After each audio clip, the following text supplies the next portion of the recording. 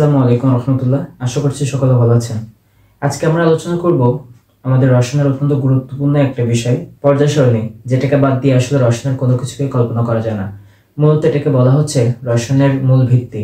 তো আজকের লেকচারে আমরা পর্যায় সারণী থেকে কিছু আলোচনা করার চেষ্টা করছি। তো চলুন শুরু করা যাক। মূলত পর্যায় সারণী হচ্ছে এমন একটা ছক যার মধ্য দিয়ে রাসায়নিক মৌলসমূহের ধর্মের একটা ধারণা চিত্র পাওয়া যায়। মানে এখানে প্রত্যেকটা যেগুলো দেয়া আছে এগুলো হচ্ছে এক একটা মৌল, যে মৌলগুলোর মধ্যে থেকে যে সাধারণ ধর্মগুলো আমরা এই পেরিওডিক টেবিল তথা পর্যায় সারণীর মধ্যে দিয়ে আমরা জানতে পারি। পর্যায় সারণী যেখানে রয়েছে এরকম 18টি গ্রুপ উপর থেকে নিচ পর্যন্ত এবং 7টি পর্যায়, অর্থাৎ উপর থেকে নিচ পর্যন্ত আপনারা যেটা দেখতে পাচ্ছেন এগুলোকে বলা হচ্ছে কলাম, এবং এই বরাবর যেটা রয়েছে বাম থেকে ডান বরাবর এটাকে বলা হচ্ছে পর্যায়। এরকম 7টি পর্যায় এবং 18টি গ্রুপ নিয়ে একটা পর্যায় সারণী গঠিত। এখান থেকে দেখেন প্রথম যে গ্রুপটা, এই গ্রুপটা বা এই কলামটাকে বলা হচ্ছে ক্ষার ধাতু, এবং দ্বিতীয় গ্রুপটা এটাকে বলা হচ্ছে মৃৎক্ষার ধাতু। তৃতীয় থেকে 12 নম্বর যে গ্রুপটা, এই গ্রুপগুলোকে বলা হচ্ছে অবস্থান্তর মৌলের গ্রুপ, মানে এদের হচ্ছে ডি ব্লক মৌল। এখানে 11 নম্বর যে গ্রুপ, এই 11 নম্বর গ্রুপটাকে বলা হচ্ছে মুদ্রা ধাতু, এবং বাদ বাকি এই যে 13 থেকে 17 নম্বর যে গ্রুপটা এটাকে বলা হচ্ছে পি ব্লক এলিমেন্টস। আমাদের যে 17 নম্বর যে গ্রুপটাকে এটাকে বলা হচ্ছে আমাদের হ্যালোজেন গ্রুপ, এবং 18 নম্বর যে গ্রুপটাকে এটাকে বলা হচ্ছে আমার ইনার্ট গ্যাস, অর্থাৎ কি নিষ্ক্রিয় গ্যাসেস।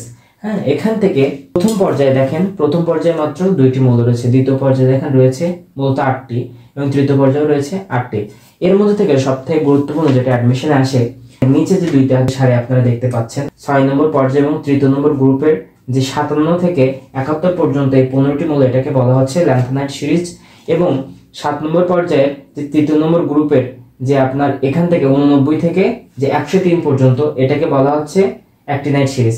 এখানে 30টি মৌল রয়েছে, তাদেরকে বলা হচ্ছে ল্যান্থনাইট সিরিজ এবং অ্যাক্টিনাইট সিরিজ। এখন আমরা জানবো যে আপনারা মৌলকে কিভাবে পড়তে পারেন, কিভাবে আপনারা দেখে বুঝবেন এই যে হিজিবিজি যে লেখাগুলো আছে ডান পাশে বাম পাশে, এটাকে দেখে যে কোনটা আসলে কি নির্দেশ করে। আমরা এখান থেকে লিখে নিয়েছি ক্লোরিন, যেটা হচ্ছে 17 নম্বর গ্রুপের এবং তৃতীয় নম্বর পর্যায়ের একটি মৌল।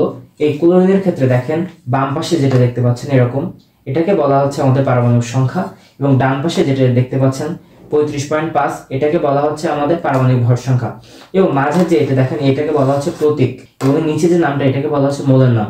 বাম পাশে দেখেন এই যে এইরকম যে বাম পাশে এইগুলোকে বলা হচ্ছে পর্যায়। যেহেতু তৃতীয় নম্বর পর্যায় সেহেতু এখানে লেখা হচ্ছে তৃতীয় নম্বর পর্যায়, এবং দেখেন এটি 17 নম্বর গ্রুপে অবস্থিত। এই যে ক্লোরিন ব্রোমিন আয়োডিনের ক্লোরিনটা হচ্ছে 17 নম্বর গ্রুপে অবস্থিত, হাইড্রোজেন গ্রুপ বলা হচ্ছে যেটাকে। উপরে আমরা গ্রুপ সংখ্যা দিয়ে থাকি, যেটা আমরা দেখেন উপরে দেওয়া আছে। এইভাবে একটা মৌলকে প্রকাশ করা হয়ে থাকে। বিজ্ঞানীরা যখন প্রথমে এই মৌলসমূহ নিয়ে কার্যক্রম শুরু করেছিলেন, অর্থাৎ গবেষণা শুরু করেছিলেন, প্রথমে যে বিজ্ঞানী মৌলসমূহ নিয়ে গবেষণা করেছিলেন এবং একটা ছক প্রকাশ করেছিলেন, প্রথম ছিলেন ল্যাভোসিয়ে। ইনি মূলত 33টি মৌলকে নিয়ে একটা পর্যায় সারণী গঠন করেছিলেন, এবং তার পরবর্তীতে বিজ্ঞানী মেন্ডেলিভ এই পর্যায় সারণীটাকে আরো সম্প্রসারণ করেন, যেখানে তিনি 63টি মৌল নিয়ে একটি পেরিওডিক টেবিল গঠন করেছিলেন। তার পরবর্তীতে 2012 সালে পর্যন্ত আবিষ্কৃত মৌল সংখ্যা হিসেবে দাঁড়ায় 118টি, যেটা আপনারা এই পর্যায় সারণীতে এখানে দেখতে পাচ্ছেন। প্রত্যেকটা মৌলের এখানে কিছু কিছু ধর্ম রয়েছে, এগুলোকে বলা হচ্ছে পর্যায়বৃত্ত ধর্ম। পর্যায় সারণীর যে বামের যে মৌলগুলোকে এগুলোকে বলা হচ্ছে ধাতু, ডান পাশের যে মৌলগুলো এদেরকে বলা হয় অধাতব মৌল। এখন আমরা পর্যায়বৃত্ত ধর্মগুলোর একটা ব্যাখ্যা আপনাদের সামনে উপস্থাপন করার চেষ্টা করছি, যেখান থেকে প্রত্যেকটা অ্যাডমিশন যাত্রা আপনাদের প্রশ্ন আপনারা পাবেন। দেখেন আমরা পর্যায়বৃত্ত ধর্ম পাই 5টি, যে 5টি পর্যায়বৃত্ত ধর্মগুলো হচ্ছে ধাতব ধর্ম রয়েছে, অধাতব ধর্ম রয়েছে, পরমাণুর আকার বা পারমাণবিক ব্যাসার্ধ, আয়নীকরণ শক্তি এবং ইলেকট্রন আসক্তি। এই যে পর্যায়বৃত্ত ধর্ম, এই পর্যায়বৃত্ত ধর্ম কিন্তু এক একটা মৌলের ক্ষেত্রে এক এক রকম হয়ে থাকে।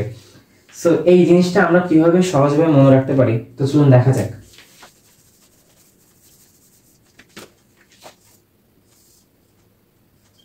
আপনারা লক্ষ্য করে দেখে থাকবেন যে পর্যায়বৃত্ত ধর্ম থেকে বিভিন্ন ধরনের প্রশ্ন আসে, যে প্রশ্নগুলো এরকম হয়ে থাকে যে পর্যায় সারণীর বাম থেকে ডানে আসলে কোন মৌলের আকার কেমন হয়ে থাকে, বা উপর থেকে নিচে আসলে একটা কলাম বরাবর পর্যায়বৃত্ত ধর্ম কেমন হয়ে থাকে যে কোনো মৌলের। আমরা এই পর্যায়বৃত্ত ধর্মগুলো জানার জন্য একটা নিউমোনিক্স এর সহায়তা নিব, যেটা জানলে আপনারা প্রত্যেকটা প্রশ্ন অত্যন্ত সহজভাবে উত্তর করতে পারবেন। দেখেন আমরা যদি যে কোনো একটা পর্যায় কল্পনা করি, ধরেন এটা তৃতীয় নম্বর পর্যায়, এই তৃতীয় নম্বর পর্যায়ে যদি বাম থেকে ডান পাশে আসা হয় তাহলে কোন ধর্মগুলো পরিবর্তন হবে সেটা আমরা জানবো। আপনি এটা মনে রাখবেন, কোন পর্যায়ে বাম থেকে ডান পাশে যখন আসা হয় তখন সেই পর্যায়ে সকল পর্যায়বৃত্ত ধর্মগুলো বৃদ্ধি পায়। শুধুমাত্র তিনটা বাদে। সেই তিনটাগুলো হচ্ছে আকার, বিজারণ ক্ষমতা এবং ধাতব ধর্ম। এবং পর্যায় সারণীর যে কোনো কলাম বা গ্রুপের উপর থেকে নিচে আসলে সমস্ত পর্যায়বৃত্ত ধর্মগুলো এখানে হ্রাস পায়, শুধুমাত্র আকার বা পারমাণবিক ব্যাসার্ধ, বিজারণ ক্ষমতা এবং ধাতব ধর্মগুলো বৃদ্ধি পাবে। এইটা মাথায় রাখতে যদি পারেন তাহলে পর্যায়বৃত্ত ধর্মগুলো কিন্তু আপনারা খুব সহজেই নির্ণয় করতে পারবেন। আমরা একটা একটা করে দেখবো আসলে কি হয়ে থাকে। আমরা এখন জানবো ধাতব ধর্ম সম্পর্কে, যেটি এক ধরনের পর্যায়বৃত্ত ধর্ম। ধাতব ধর্ম প্রদর্শন করা হচ্ছে ধাতু, যেটা আমাদের এই যে পর্যায়সারণীর বাম সাইডে অবস্থিত। এই ধাতুগুলো দেখতে চকচকে হয়, আওয়াজ করে এবং এরা হচ্ছে ইলেকট্রন ত্যাগ করে, পজিটিভ চার্জ বিশিষ্ট হয়। যদি আমরা এটাকে উদাহরণ হিসেবে দেখি, তো আমরা উদাহরণ হিসেবে লিখতে পারি আমাদের লিথিয়াম আছে, যেটা ইলেকট্রন একটা ত্যাগ করে লিথিয়াম প্লাস আয়নে পরিণত হয়। অর্থাৎ প্রথম কলাম দ্বিতীয় পর্যায়ের অবস্থায় লিথিয়াম যেটা কি করে, একটা ইলেকট্রন ত্যাগ করে, দেখেন এখানে লিথিয়াম প্লাস আয়নে পরিণত হয়েছে। দ্যাটস ওয়াই এটা কি ধাতব ধর্ম প্রদর্শন করে। অধাতব ধর্ম, যেটা আসলে অধাতুরা প্রদর্শন করে থাকে। এই অধাতুরা প্রদর্শনের ডান পাশে অবস্থিত হয়ে থাকে। যে অধাতুদের ধর্ম হচ্ছে এরা কিন্তু চকচকে হয় না, এরা চকচকে হয় না, আওয়াজ করে না, এবং এরা হচ্ছে ইলেকট্রন গ্রহণ করে। এরা ইলেকট্রন গ্রহণ করে এবং নেগেটিভ চার্জ যুক্ত হয়ে থাকে।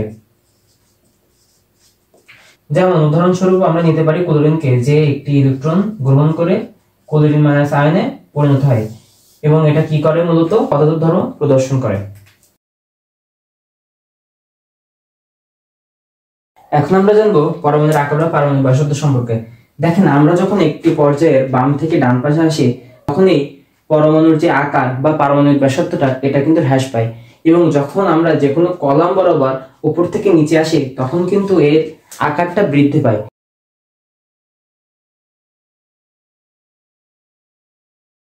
আয়নীকরণ শক্তি। এখন প্রথমে আমাদের প্রশ্ন আসতে পারে যে আয়নীকরণ শক্তি আসলে কি। দেখেন গ্যাসীয় অবস্থায় কোন মৌলের 1 মোল গ্যাসীয় পরমাণু থেকে 1 মোল ইলেকট্রন অপসারণ করে 1 মোল ধনাত্মক আয়নে পরিণত করতে যে শক্তির প্রয়োজন, সেটাকে কিন্তু আমরা বলছি আয়নীকরণ শক্তি।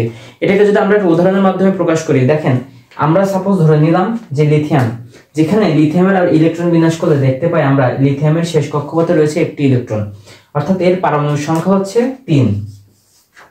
যেখান থেকে একটি ইলেকট্রন যদি সে অপসারণ করে তাহলে কিন্তু সে লিথিয়াম প্লাস আয়নে কিন্তু সে পরিণত হয়ে যাবে।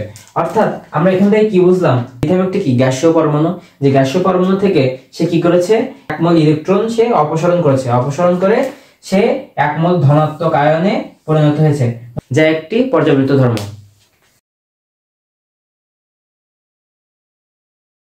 আর বাদ বাকি যে পর্যায়বৃত্ত দুটো ধর্ম, সেটা হচ্ছে কি তড়িৎ ঋণাত্মকতা এবং ইলেকট্রন আসক্তি। ইলেকট্রন আসক্তি বলতে কোনো পরমাণু যখন সে নিষ্ক্রিয় অবস্থা ধারণ করতে চায় তখন সেই নিষ্ক্রিয় অবস্থা ধারণ করতে সে কোনো পরমাণু থেকে ইলেকট্রন গ্রহণ করে, এই যে প্রবণতা, এটাকে বলা হচ্ছে ইলেকট্রন আসক্তি। এবার আসে তড়িৎ ঋণাত্মকতা আসলে কি। তড়িৎ ঋণাত্মকতা হলো দুটি পরমাণু যারা পরস্পরের সাথে সমযোজী বন্ধনে আবদ্ধ থাকে এবং একে অপরের প্রতি তাদের তীব্র আকর্ষণ থাকে। এই যে তীব্র আকর্ষণ, সেই আকর্ষণের প্রবণতাটাকে বলা হচ্ছে তড়িৎ ঋণাত্মকতা। যেমন ফ্লোরিনের তড়িৎ ঋণাত্মকতার মান হচ্ছে 4। এরকম ভাবে তড়িৎ ঋণাত্মকতা পর্যায়ক্রমে পরিবর্তন হয়, দ্যাটস ওয়াই এটাকে বলা হচ্ছে পর্যায়বৃত্ত ধর্ম। পর্যায় সারণীর বাম থেকে ডান সাইডে আসা হয় তখন কিন্তু এই তড়িৎ ঋণাত্মকতা কিন্তু বৃদ্ধি পায়, এবং উপর থেকে যখন নিচে আসা হয় তখন এই তড়িৎ ঋণাত্মকতা কিন্তু ক্রমান্বয়ে হ্রাস পেতে থাকে, যেটা আমরা ওই নিউমোনিক্স বা ট্রিক্স এর অনুযায়ী জানতে পারি। মূলত পর্যায়বৃত্ত ধর্মগুলো এমন ভাবেই পরিবর্তিত হয়ে থাকে। আজকের ক্লাস আমরা এখানে শেষ করছি। পরবর্তী ক্লাস দেখার জন্য চোখ রাখুন আমাদের সায়েন্স এড পরিবারের পেজে। সেই পর্যন্ত আপনারা সবাই সুস্থ থাকুন, ভালো থাকুন। আসসালামু আলাইকুম রহমতুল্লাহ।